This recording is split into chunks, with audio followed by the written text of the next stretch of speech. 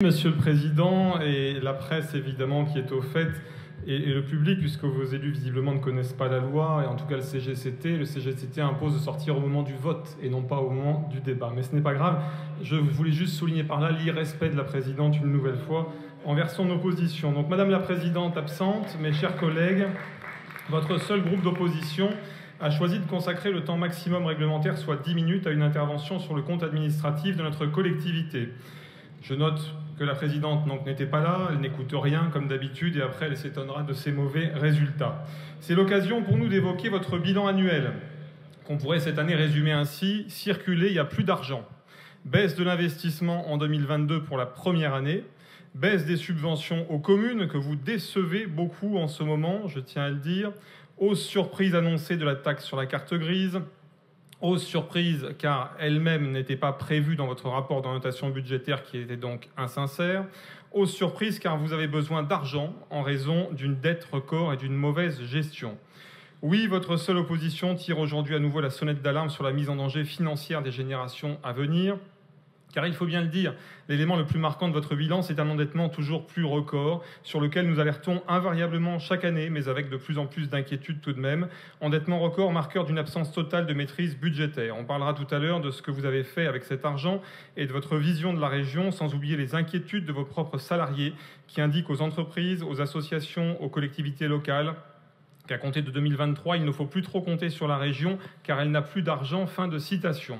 Plus d'argent, raison pour laquelle vous avez coupé fortement vos dispositifs de subventionnement ces derniers mois, mettant en péril des projets communaux et intercommunaux déjà fragilisés par le désengagement de l'État. Les élus locaux sont vent debout contre les promesses non tenues par la région, les taux en baisse remettant en cause leurs projets. Vous paralysez l'économie régionale. Et vous allez continuer dans les prochains mois en baissant, paraît-il, les aides pour les pistes cyclables. Quelle honte, vous qui prétendez défendre l'écologie. On vous attendra au tournant sur ce sujet des subventions aux pistes cyclables, vous et vos amis écolos qui dévisagez dans le même temps nos paysages et notre région avec vos éoliennes infâmes au bilan nullissime. En attendant, en matière d'endettement, j'y reviens, votre bilan concret, c'est au début du mandat une dette de 1,520 milliard d'euros en 2015. 1,520 passé à 3,381 en 2022. Vous aurez donc depuis votre arrivée plus que doublé l'endettement, une aggravation de plus 122%, ça c'est de la gestion. Aujourd'hui la cote d'alerte est atteinte, le ratio de l'encours de dette par rapport aux recettes réelles de fonctionnement est mauvais, 120,6%. Depuis des années, nous vous alertons aussi sur les emprunts à taux variable, 617,8 millions à taux variable, 231,1 millions à taux révisable livret A. Alors qu'il aurait été intéressant de ne pas en souscrire ou au pire de tous les renégocier quand les taux étaient bas, comme a pu le faire n'importe quel particulier ayant du bon sens, vous avez laissé filer l'argent public une fois de plus et l'avez gaspillé allègrement. Et la cigale régionale commence peut-être à comprendre quelques années après le sens des interventions récurrentes des fourmis RN sur le sujet. Vous avez parlé de justice sociale dans vos propos introductifs. La justice sociale, pour vous, c'est donc l'endettement des générations à venir. C'est aussi la hausse de la taxe sur les cartes grises que vous décidez avec votre majorité. Nous y reviendrons. Oui, cette année, votre mauvaise gestion a des conséquences visibles et concrètes. Il n'y a pas eu beaucoup à chercher dans votre compte administratif, malheureusement, et nous en sommes tristes pour l'Occitanie, croyez-le bien. En 2022, les dépenses d'investissement baissent pour la première fois dans la région, de 49,3 millions, alors que dans le même temps, les dépenses d'investissement liées au remboursement d'emprunts augmentent, elles, de 36,2 millions, soit 155,1 millions en 2022, hors emprunt obligataire.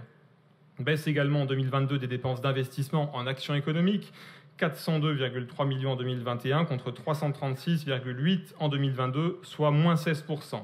Idem pour l'aménagement du territoire, moins 15% d'investissement, on y reviendra.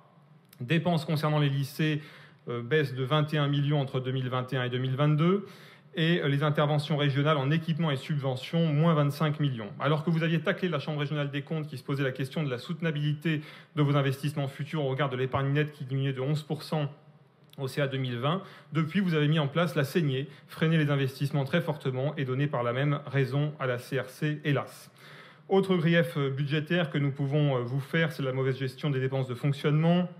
Alors les dépenses d'administration générale, les déplacements en voiture, 5 millions de kilomètres par an pour les employés, pour les élus. Alors ça devait nous faire des économies, la fusion des régions, on voit bien le résultat aujourd'hui.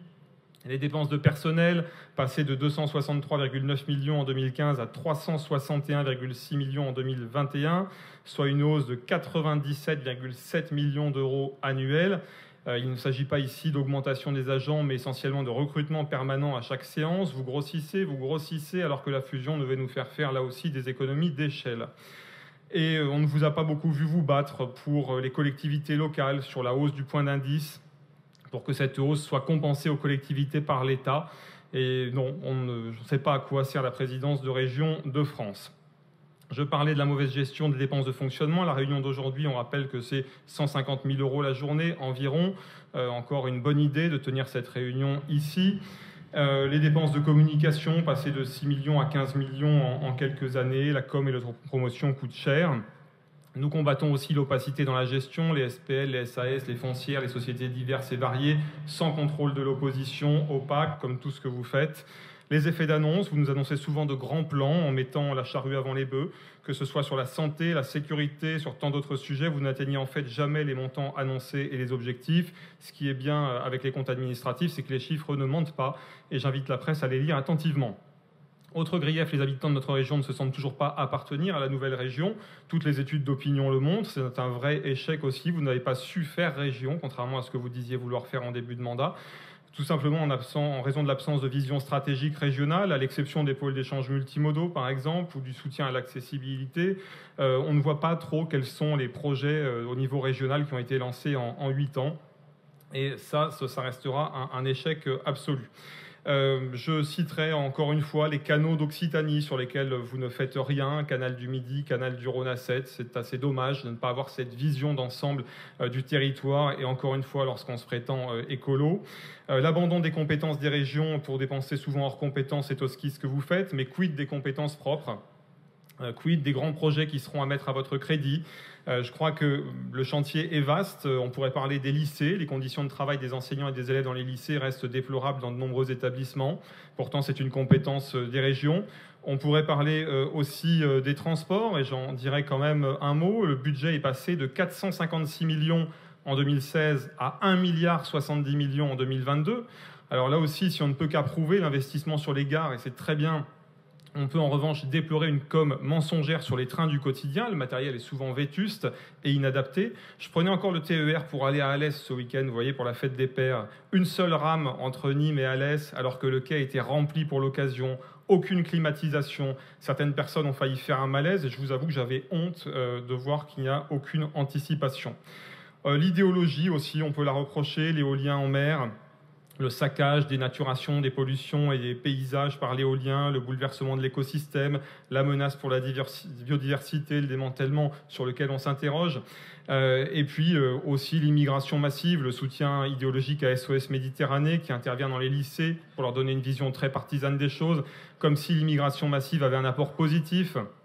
Comme si les ports français étaient les plus proches des pays dont proviennent tous ces gens qui seraient sans doute plus à l'aise en Tunisie, au Maroc ou en Algérie par exemple. Donc on en a marre de l'insécurité liée à l'immigration massive. Regardez l'horreur que vivent les commerçants du centre-ville de Montpellier et de nombreuses autres villes qui doivent gérer seules ces populations que les Français ne sont pas d'accord pour accueillir. Plus de 70% des Français aimeraient un référendum sur l'immigration, mais vos amis macroniens ne leur demandent pas leur avis. Alors ici, à chaque fois que je parle d'immigration, c'est une constante.